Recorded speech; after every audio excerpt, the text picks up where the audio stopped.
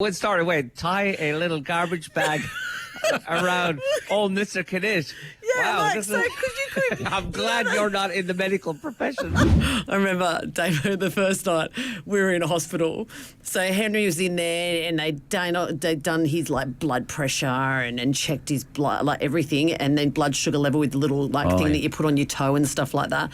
And then they said to me, right, Jade, we've got a challenge for you. And I'm like, what? And they said, we need you to get us a urine sample. And I was like, No. how do I get a urine sample? Like, can't you just tie a little, garbage bag or a little plastic bag around the end of it and just put a little bit of a tape around there and eventually some wee's going to come out?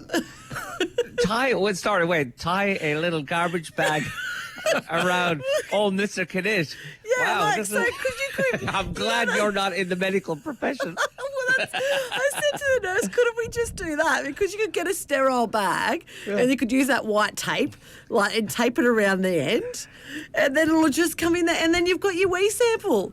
Apparently, you can't do that because the contact with the skin could contaminate the bag. So they said, And also, if you tie the little knot around it, it may fall off.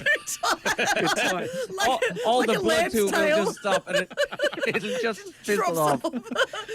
Well, if you tie it too tight, it's going to come out his ears. Oh, that's right. You don't want that to happen. Maybe that's one way to catch the urine. So they gave me one of those, those tiny little specimen jars that they give to you when they go, can we get a urine sample? And you look at the jar and you're like going, this is going to overflow when you're an adult. But they gave it to me and they said, this is what you need to catch it in. And I'm like, I've got to catch it. I said, look, this is my first son, okay? So he's almost a year old. So I've only been dealing with these things for a year. And can I just say, when they wee, it's like a fireman's hose that nobody's holding the end of. It goes everywhere. Like, we're going all over the place. And so I've got this little specimen thing. And this is at midnight, okay? So I'm at the children's emergency department. I've got this specimen jar. And then the doctor also said, you can't leave the lid off because we don't want it to get contaminated by anything in the air. geez. So I had to sit there. I had to unscrew the lid, and I had to sit there with the lid, and I just had to sit there. And for 2 hours, I kid you not, for 2 hours, I just sat there looking at his